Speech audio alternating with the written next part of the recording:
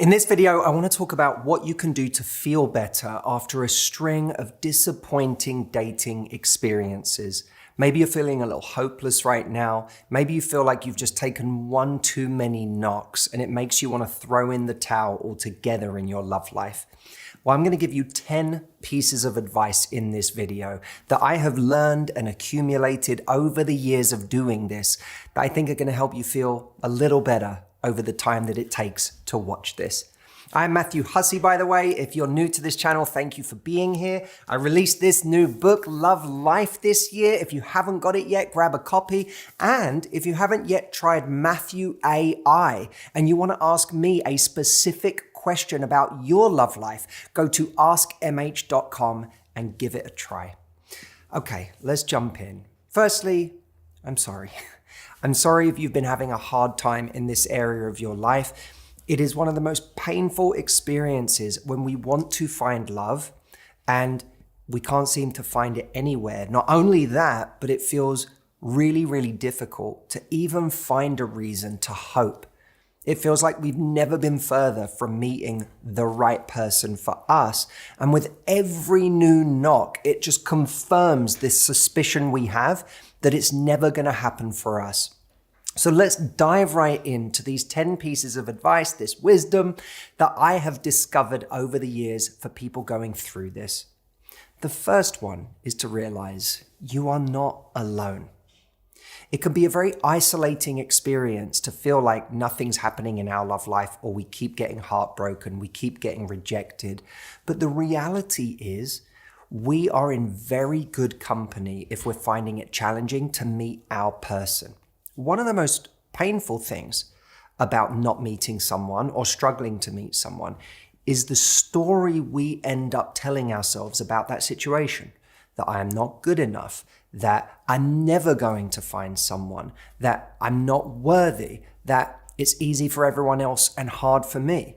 But none of those stories are necessarily true. Other people in great numbers are having the same difficulty as you finding love.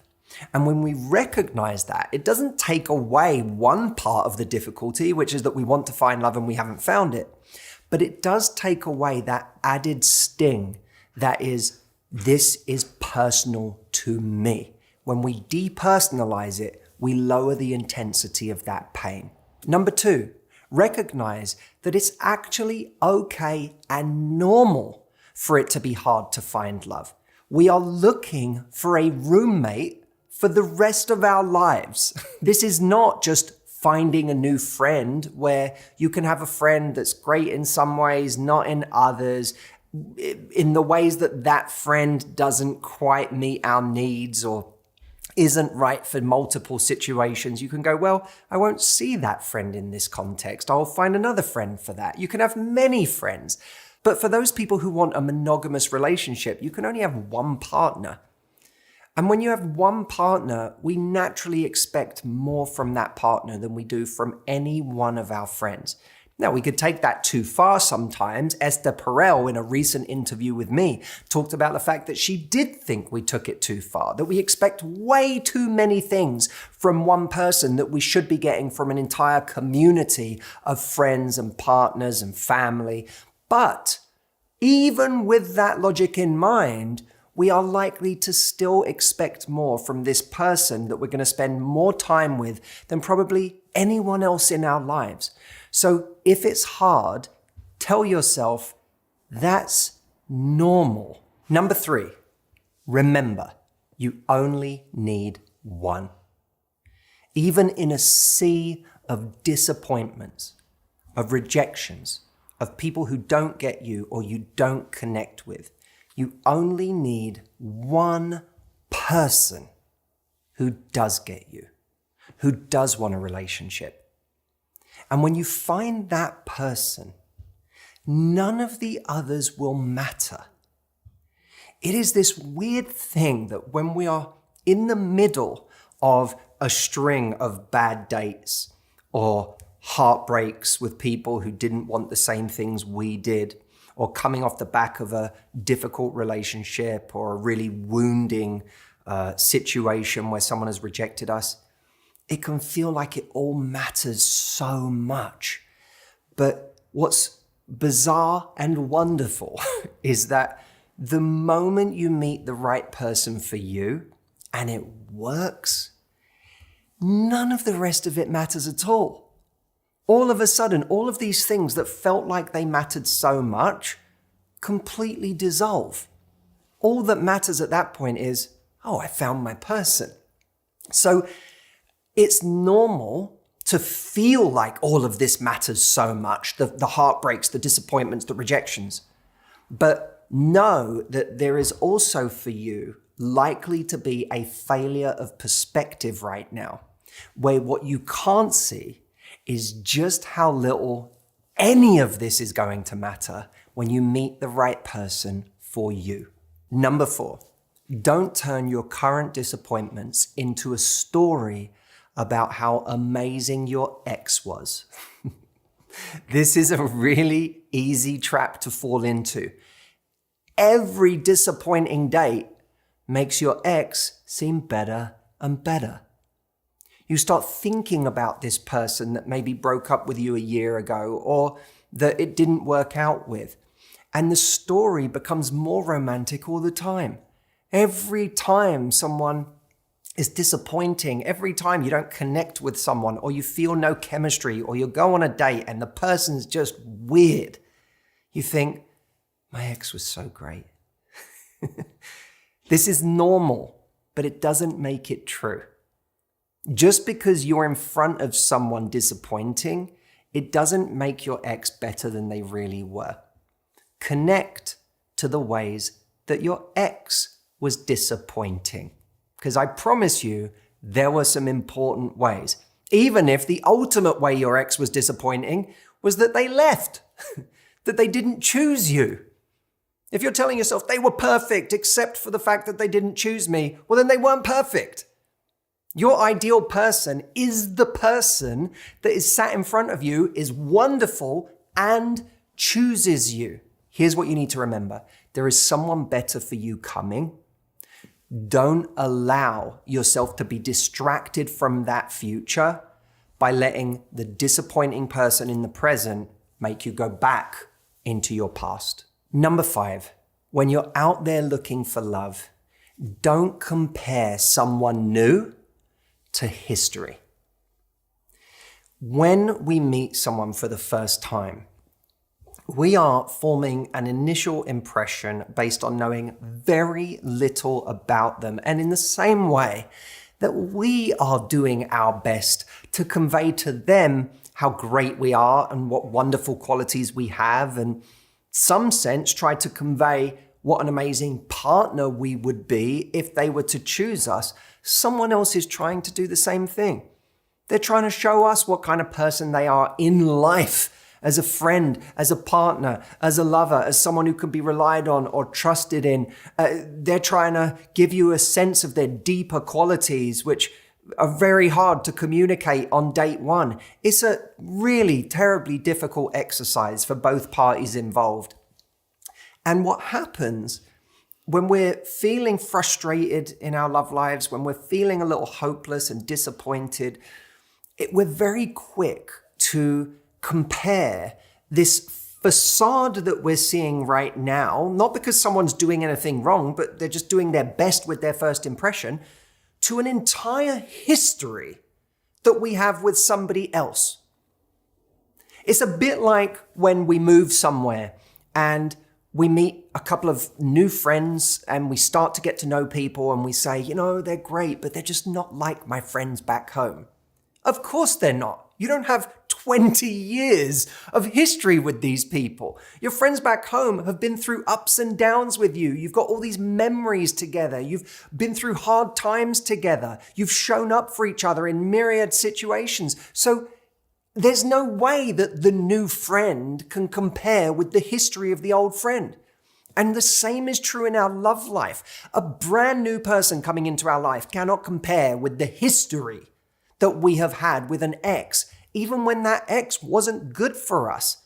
They're still competing with all of that history, with all of that sentimentalism and nostalgia that goes with it, the depth. So in a way, we have to give the present day the benefit of the doubt, knowing that if this person who just arrived in our lives, providing they have the right raw materials to be a partner that we need and want, were to be in our lives for another 5 years or 10 or 20, we would build up the same history with them that would make us feel the way about them that we have felt about someone in the past. Number 6, get back to just being interested in people. When it's been a long time since we even connected with somebody, it can make us feel like our person doesn't exist. And that develops a kind of impatience in us where we go on a date and our fuse is shorter and shorter, and we are looking for things that are wrong in people, and we become judgmental, and people talk to us and very quickly we're like, oh, you just said that thing, you just did that thing, or you're this way, you're not right for me, here we go again. It makes us resentful of people. And that energy now starts to filter into all of our interactions because we are this heat-seeking missile for the right relationship. We have a sense of what we want. And anytime someone doesn't fit that, we get frustrated with them. Why am I even on a date with you right now? You're clearly wrong for me. You're wasting my time. We have to start to step back a little bit and just get interested in people again, without all of that expectation of you have to be the love of my life. Let me just get interested in people. When we come from a frame of being interested and curious in people, not evaluating them for the role of love of my life, but just what do you like as a person? We start developing a generosity of spirit, which is one of the most attractive things that we can have, right? It's a bit like when you go traveling and you're not looking for people to be your friend for life. You're just looking to meet interesting people when you travel. And because you're looking to meet interesting people, there's a kind of generosity of spirit in the way that you ask people questions and get curious about them and have conversations. It might be worth seeing if we can apply a little more of this to our daily lives when it comes to love or life itself. How could I have a little more generosity of spirit that could breed more curiosity about someone, about what's interesting about a person, about what's impressive about the person in front of me, even if they're not right for me? What's unique or interesting or impressive about this person? What's different about this person? And when we do that, sometimes, not all the time, but sometimes we might even find ourselves getting surprised at the ways that this person unexpectedly becomes someone that is interesting to us in ways we didn't anticipate. Number 7, expand into new pools of people. There is something about being disappointed and frustrated that makes our lives contract. We make our lives smaller. We start to go into defense mode and we start to shut down. We say, I'm just going to hang out with my friends because that's more rewarding. But in shutting our lives down in this way, we stop expanding our lives into new pools, new communities of people that might actually hold different people than the kinds of people we've been meeting already. This might mean getting out of the bubble of your friendship group. It might mean getting out of the bubble of your place of work or your industry or your neighborhood and into new communities of people that hold lots of interesting and surprising people. It can be fascinating to see how big the world feels when we do this. Instead of concluding that there's no one out there, actually go out there. Make your pool bigger and you'll start to see how many people there really are that could be a potential for your love life. Number 8, when you are searching for love and you're feeling disappointed, but you're looking for the real thing, do not waste a minute on unrequited love. Situations where you have a crush on somebody, where you can't get someone off your mind, but that person rejected you, that person didn't call you back, they never asked you on another date, it fizzled out. Don't waste any time telling yourself that this person is the right person for you. Look, it can be really bruising to our ego when we like someone and they decide that they don't like us back, at least to the same level, or that they don't want something from us. It can be crushing even. But we have to distinguish our ego losing from us losing love. When someone doesn't want us, we are not losing love. It is our ego losing. And that's painful, don't get me wrong. But it's not the same as the tragedy of losing love. And too often we turn an ego death into the death of love and this great story of what could have been. That's where we get ourselves into trouble. Someone who doesn't choose you cannot be right for you. Someone who doesn't see your value cannot be valuable to you. So we have to get into our mind that it's okay for me to feel bruised. It's okay for me to feel in pain because my ego got hurt. But I mustn't tell myself a story that I just lost love. It's a lot easier to get over an ego death than the tragedy of losing love. So tell yourself, the next time I like someone more than they like me, I didn't lose love. I just lost a little face. Number 9, get around people with better stories. Misery in our love lives is contagious. It bonds with other misery. Bad beliefs about the people we're trying to attract, whether it's men or women, attract other people with those bad beliefs. Men suck. And then someone else says, men do suck. And you say, we should be friends.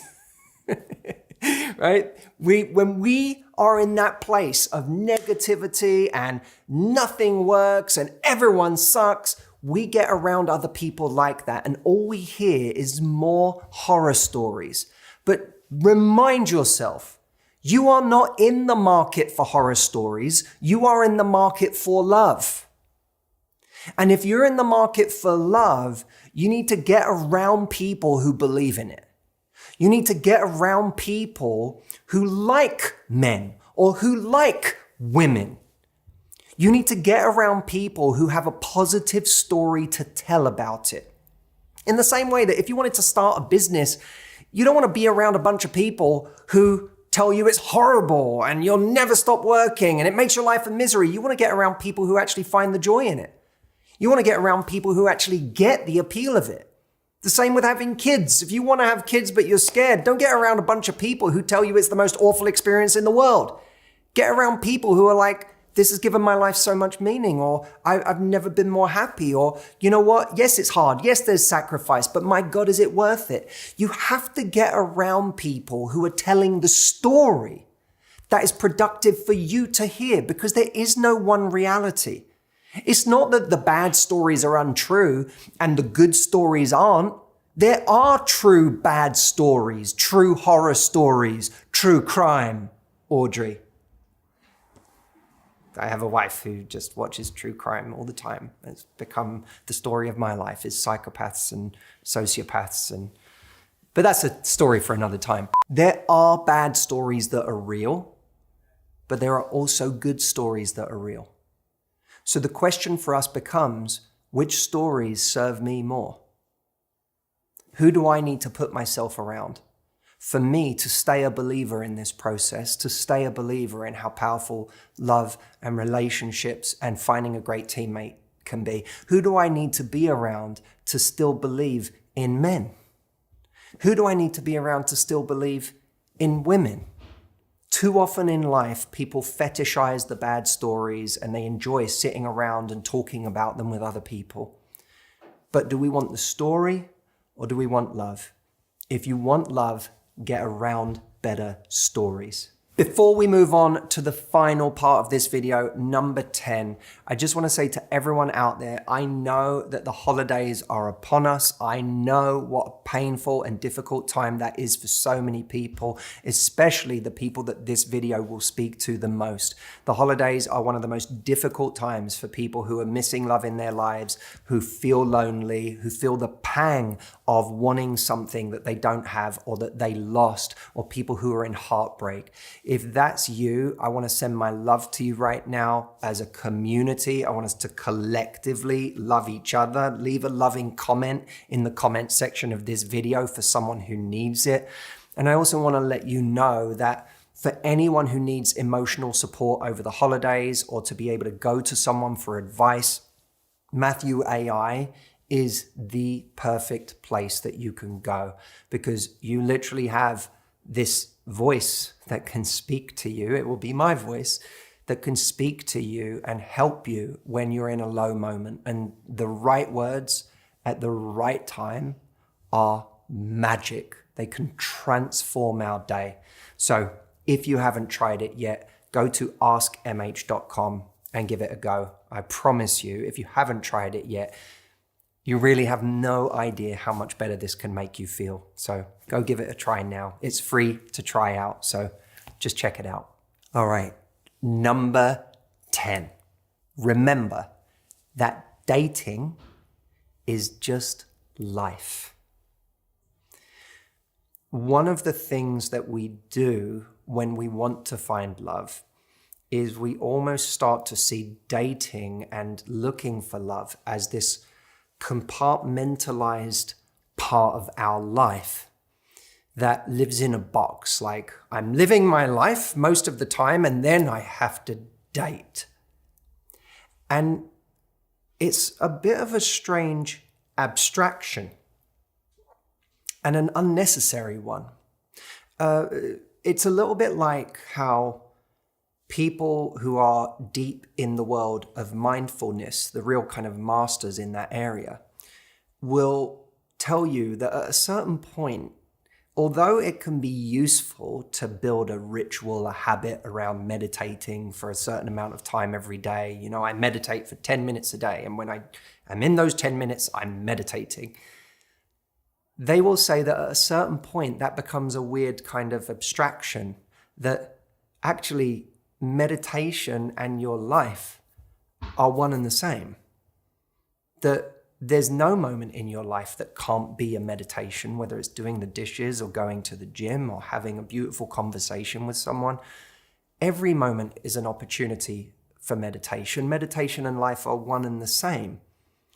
And in some ways, the obsessive focus on meditation being a to-do is part of the thing that works against you in being mindful in life.